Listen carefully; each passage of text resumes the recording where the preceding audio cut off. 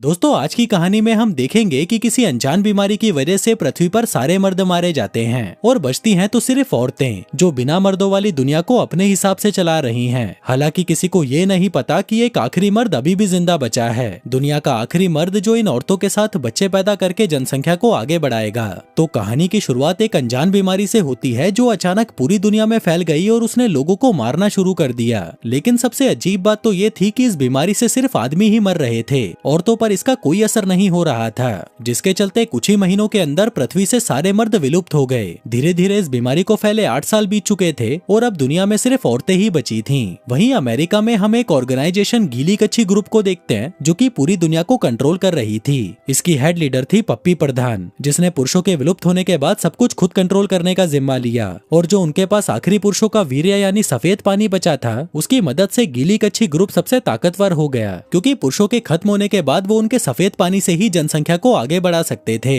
और अब ये सफेद पानी इन औरतों की दुनिया की सबसे महंगी चीज बन चुका था, जिन्हें ये लोग व्हाइट गोल्ड भी कहते थे। और क्योंकि सफेद पानी की संख्या काफी सीमित थी और हर कोई इसे अफोर्ड नहीं कर सकता था, इसलिए ये भड़वे गीली कच्छी ग्रुप वाले हर साल एक लॉटरी निकालते थे, जिसमें जीतने वाली औरतों को प्रेग्नेंट होने का मौका मिलता। उन्हीं औरतों में से एक पिंकी पिटाश भी थी, जिसका 8 साल पहले पति और बेटा दोनों उस बीमारी में मारे गए थे। इसलिए वो जल्दी से जल्दी एक बच्चा चाहती थी ताकि उसके पास कोई तो अपना हो, जिसके लिए वो अपनी बेस्ट फ्रेंड मार्था मुट्ठी को उसकी सिफारिश लगाने को कहती है, क्योंकि मार्था मुट्ठी इस गीली कच्छी ग्रुप में काम किया करती थी, जिसके साथ वो ग्रुप की बॉस पप्पी प्रधान की भी काफी करीब थी। वहीं दूसरी तरफ पप्पी प्रधान की इस लॉटरी सिस्टम से कई सारी औरतें नाखुश भी थीं, जिनमें से एक थी ये सस्ती मस्ती। और आज भी जब पप्पी प्रधान स्टेज पर स्पीच दे रही थी, तभी सस्ती मस्ती उस पर अपनी ड्रिंक फेंक देती है, जिसके बाद एक ऑफिसर छप्पन छुरी उसे गिरफ्तार कर लेती है। लेकिन जैसे ही वो दोनों पुलिस स्टेशन में आती हैं, सस्ती मस्ती छप्पन छुरी से लिपट जाती है और वो दोनों वहाँ पर दबा दबा कर मजदूरी करने लगती हैं। और तभी हमें पता चलता है कि छप्पन छुरी और सस्ती मस्ती रिलेशनशिप में हैं। दरअसल इस दुनिया में कोई आदमी तो थे नहीं, इसलिए अब औरतों को ही आपस में कैंचियां चलानी पड़ती थी। आगे एक दूसरे का पानी निकालने के बाद छप्पन छुरी उसे समझाती है कि तुम्हें पप्पी प्रधान का विरोध करना बंद कर देना चाहिए, क्योंकि पप्पी प्रधान ही उस गीली कच्छी ग्रुप की मालकिन है और उसके दम पर ही वो सब कुछ कंट्रोल कर पा रही है।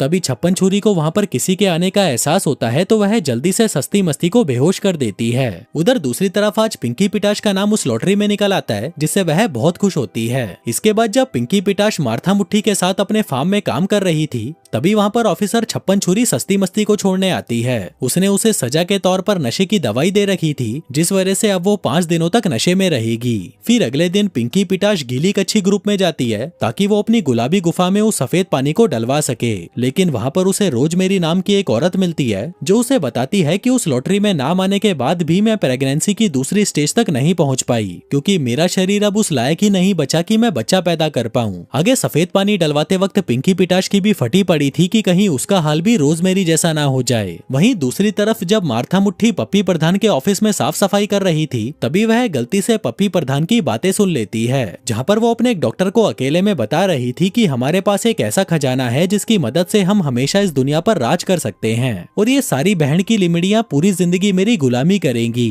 लेकिन तभी वो वहाँ पर मार्था मुट्ठी को देख लेती है, जिसके बाद वो डॉक्टर को बाहर भेजकर उसे धमकाने लगती है। कहती है कि अगर आज के बाद तूने कभी भी मेरी पर्सनल बातें सुनी तो मैं तेरी घुंघराली झांटों में आग लगा दूंगी। वहीं 5 दिन पूरे होने के बाद सस्ती मस्ती भी अब नॉर्मल हो चुकी थी, जिसके बाद वो बाहर अपने दोस्तों से मिलने चली जाती है। फिर शाम को जब पिंकी पिटाश और मार्था मुट्ठी घर वापस आती हैं, तो वह देखती हैं कि सस्ती मस्ती कहीं भी नहीं थी, जो देखकर उन दोनों की फटने लगती है कि कहीं ये बहन की लिमड़ी कोई गड़बड़ी ना कर दे। जिसके बाद वो दोनों जल्दी से गाड़ी लेकर उसे ढूंढने निकल जाती हैं। लेकिन तभी जल्दबाजी में कोई उनकी गाड़ी से टकरा जाता है। वो दोनों डरती हुई बाहर निकलती हैं कि कहीं उन्होंने सस्ती मस्ती को तो नहीं ठोक दिया, पर तभी सस्ती मस्ती उनके पीछे से वहाँ पर आती है और पूछती है कि क्या हुआ। जिसके बाद वो तीनों जैसे ही उस इंसान को देखती हैं, तो उन्हें अपनी आंखों पर यकीन ही नहीं होता, क्योंकि वहाँ पर एक आदमी था। अब वो तीनों उसे जल्दी से उठाकर अपने पीछे वाले बाड़े में ले जाती हैं और उसका इलाज करने लगती हैं, ताकि ज्यादा खून बहने की वजह से वो मारा ना जाए। वहीं मार्था मुट्ठी उस आदमी को देखकर कहती है कि हमें गीली कच्छी ग्रुप में इसकी रिपोर्ट करनी चाहिए, लेकिन बाकी दोनों उसे ऐसा करने से मना कर देती हैं, क्योंकि उन्हें पता था कि पप्पी प्रधान बहुत लालची सच्ची औरत है और वो इस आदमी को तब तक नहीं छोड़ेगी जब तक उसके पास इसके सफेद पानी की आखिरी बूंद नहीं आ जाती। इसलिए वो सोचती हैं कि क्यों ना इस आदमी का इस्तेमाल वो पहले खुद के लिए करें, जिसके लिए उन्हें इस आदमी को अपने घर के पीछे छुपा कर रखना होगा और साथ ही ये भी ध्यान रखना होगा कि कहीं किसी और को इसके बारे में पता ना चल जाए। लेकिन सुबह होते ही उनके सामने एक और मुसीबत आ जाती है। अब क्योंकि पिंकी पिटाश का नाम लॉटरी में निकला था, इसलिए गीली कच्छी ग्रुप के कुछ लोग उसके घर को चेक करने आए थे। वो लोग देखना चाहते थे कि उसका घर बच्चे के लिए सही है या नहीं। इसलिए पिंकी पिटाश और मार्था मुट्ठी उन लोगों को संभालने चली जाती हैं, जबकि पीछे से सस्ती मस्ती अकेली उस आदमी का ध्यान रख रही थी कि कहीं वो आदमी टपक ना जाए। उधर शालू शातिर नाम की एक लड़की उन लोगों से उल्टे सीधे सवाल पूछ रही थी, जैसे कि तुम दोनों ने आज तक कितने मर्दों का हथियार अंदर लिया है और पिंकी पिटाश के पति का हथियार कितने इंच का हुआ करता था। अब वो दोनों उसके सवालों का जवाब दे ही रही थी कि तभी बाहर से उन लोगों को कुछ आवाजें आने लगती हैं। वो कहती हैं कि शायद ये उनके जानवर होंगे। उधर दूसरी तरफ वो आदमी होश में आ चुका था और वो जागते ही वहाँ से भागने लगता है। सस्ती मस्ती उसे रोकने की कोशिश करती है, लेकिन जब वो आदमी उसके काबू में नहीं आता तो वह उसके सर पर मारकर उसे बेहोश कर देती है। उधर वो गीली कच्छी ग्रुप के लोग भी आवाजें सुनकर बाड़े में आ जाते हैं, पर तभी सस्ती मस्ती कहती है कि वो आवाजें तो मैं निकाल रही थी,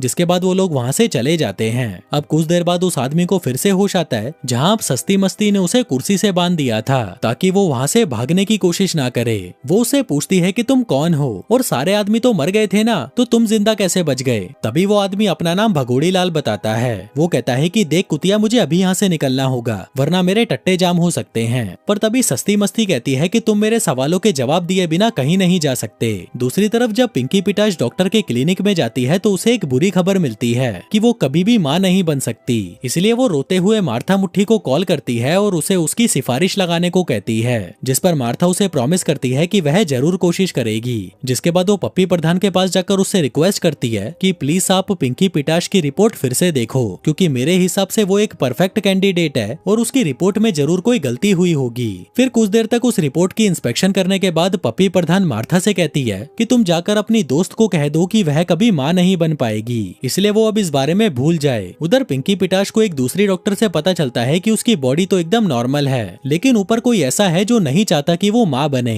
दूसरी तरफ भगोड़ी लाल सस्ती मस्ती से बात करने को तैयार था। कहता है कि सिर्फ मैं ही नहीं बल्कि मेरे जैसे थोड़े बहुत आदमी अभी भी जिंदा हैं, क्योंकि उस समय हम उस बीमारी से इन्फेक्ट नहीं हुए थे, लेकिन फिर बहुत सारी औरतें हमें अपने लिए पकड़ने लगी। वो हमें पकड़ती थी और हमसे अपने खेत में दिन रात मजदूरी करवाती थी। दरअसल वो हमें सिर्फ बच्चा पैदा करने वाली मशीन बनाना चाहती थी, इसलिए मेरे जैसे बचे हुए लोग अब अपनी गांड छुपा कर रहते हैं। मेरे जैसे आदमी किसी खजाने की तरह हैं जिनका अलग अलग औरतों का ग्रुप शिकार कर रहा है। उधर पिंकी पिटाश जो परेशान थी कि अब वो बच्चा पैदा नहीं कर पाएगी, उसके पास सस्ती मस्ती आकर उसे बता देती है कि भगोड़ी लाल हमसे बात करने को तैयार है। जो सुनकर पिंकी पिटाश भगोड़ी लाल के पास जाती है और उसे कप पकड़ाते हुए कहती है कि जरा इसमें अपने सफेद पानी की पिचकारी तो मार दे यार। दरअसल वो फिर से बच्चा पैदा करने की कोशिश करना चाहती थी, जिसके बाद वो उसके सामने अश्लील डांस करके उसका खड़ा करने की कोशिश करती है। लेकिन इतना सब कुछ करने के बाद भी भगोड़ी लाल इसके लिए तैयार नहीं होता। पिंकी पिटाश दुखी होकर बाहर आ जाती है, लेकिन उसे एक उम्मीद देने के लिए मार्था मुट्ठी भगोड़ी लाल के पास जाती है और उसे कहती है कि देख, अगर तूने ये नहीं किया तो मुझे तेरा जबरदस्ती हिला के निकालना पड़ेगा, पर मैं निकाल के तो रहूंगी ही। जो सुनकर भगोड़ी लाल की फट जाती है और वो उसे उस कप में अपना सफेद पानी दे देता है, जो देखकर पिंकी पिटाश खुश हो जाती है और जल्दी से जाकर उस सफेद पानी को अपनी गुलाबी गुफा में डाल लेती है। दूसरी तरफ हम एक बाउंटी हंटर को देखते हैं जो भगोड़ी लाल को ही ढूंढ रही थी। फिर सुबह होते ही मार्था मुट्ठी भगोड़ी लाल के पास एक बार फिर से उसका सफेद पानी मांगने जाती है,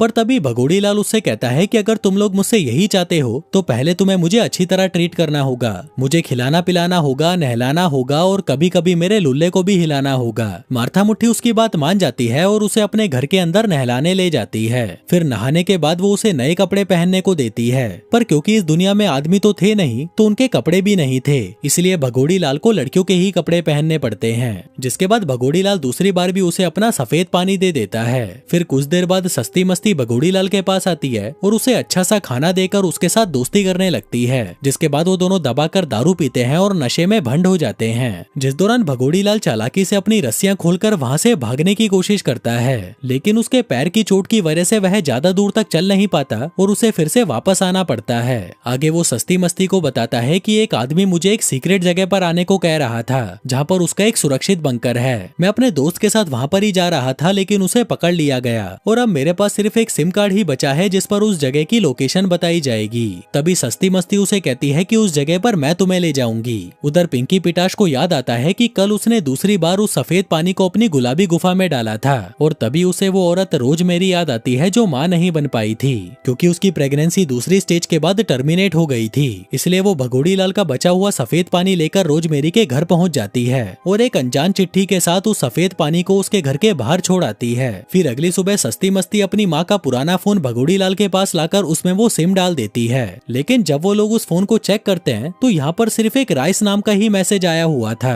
वहीं ऑफिस में मार्था मुट्ठी नोटिस करती है कि जो सफेद पानी पिंकी पिटाश रोजमेरी के घर के बाहर छोड़कर गई थी उसे रोजमेरी उठाकर पप्पी प्रधान के पास ले आई। लेकिन पप्पी प्रधान को लग रहा था कि शायद वो ये सफेद पानी यहाँ से चुरा रही थी, इसलिए उसे कड़ी से कड़ी सजा दी जाती है, जो देखकर मार्था की फट जाती है और वो जल्दी से पिंकी पिटाश को फोन करके उसे सारी बात बताती है। इसके बाद जब वह घर पर आती है तो वो देखती है कि यहाँ पर गीली कच्छी ग्रुप के ऑफिसर्स तलाशी लेने आए हुए थे। वो तीनों जल्दी से भगोड़ी लाल को अपने साथ पीछे छुपाने लगते हैं, जिस दौरान मार्था मुट्ठी पिंकी पिटाश पर चिल्लाती भी है कि तुम्हें वो सफेद पानी रोजमेरी के घर के बाहर नहीं छोड़ना चाहिए था। लगता है कि पप्पी प्रधान को शक हो गया है कि बाहर जरूर कोई मर्द है। इसी दौरान भगोड़ी लाल की सिम पर एक अननोन नंबर से कॉल आता है और उसे फाइनली उस सुरक्षित जगह की लोकेशन मिल जाती है। लेकिन वहीं दूसरी तरफ वो लोकेशन उस बाउंटी हंटर को भी मिल जाती है, जिसके बाद वो उस लोकेशन की तरफ निकल पड़ती है। यहाँ वो चारों भी मार्था मुट्ठी की कार में उस लोकेशन तक पहुंच चुके थे, लेकिन यहाँ पर तो कोई था ही नहीं। वो लोग वेट करने लगते हैं कि शायद कोई तो भगोड़ी लाल को लेने आएगा,